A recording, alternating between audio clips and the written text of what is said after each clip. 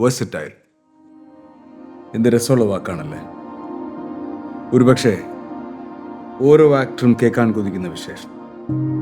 ഓരോ സ്ക്രിപ്റ്റ് കേൾക്കുമ്പോഴും ഓരോ കഥാപാത്രത്തെ പരിഗണിക്കുമ്പോഴും എന്തായിരിക്കും ഞാൻ ആഗ്രഹിക്കുക? ഇത് ഡിഫറെൻ്റ് ആയിരിക്കണം, എനിക്ക് മാത്രം ചേരുന്ന ഒന്നാവണം, എന്തെങ്കിലുമൊക്കെ പുതുമ വേണം, ആളുകൾക്ക് ഇഷ്ടമാവണം, ലോകം പറയണം വാവ്, versatile, something never seen before.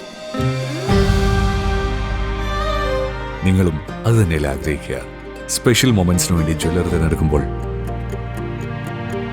Never seen before designs. നിങ്ങളുടെ സ്നേഹത്തോളം പ്യൂർ ആൻഡ് പ്രഷ്യസ്,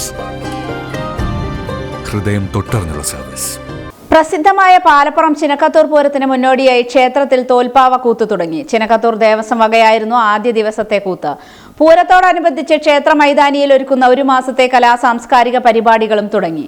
ദേവസ്വം കൂത്തിനോടനുബന്ധിച്ച് നൃത്ത പരിപാടി പനമണ്ണ ശശി പൊതുവാളിന്റെ പ്രമാണത്തിൽ ശതമേള ലയം, കമ്പം കത്തിക്കൽ, വെടിക്കെട്ട് എന്നിവ നടന്നു. രാത്രി കൂത്തുമാടം കൊട്ടിക്കയറി. ഇനിയുള്ള 7 ദിവസങ്ങളിൽ 7 ദേശ കമ്മിറ്റികളുടെ വകയാണ് കൂത്തുകൾ. പിന്നീട് ഭക്തരുടെ വഴിപാടായി കൂത്തുകൾ നടക്കും. കമ്പരാമായണത്തിലെ സേതുബന്ധനം മുതൽ ശ്രീരാമ പട്ടാഭിഷേകം വരെയുള്ള ഭാഗങ്ങളാണ് തോൽപ്പാവ കൂത്തിലൂടെ അവതരിപ്പിക്കുന്നത്. കൂത്ത് സമാപിക്കുന്ന മാർച്ച് 1 പൂരം കൊടിയേറും. മാർച്ച് 12 പ്രസിദ്ധമായ ചിനക്കത്തൂർ പൂരം.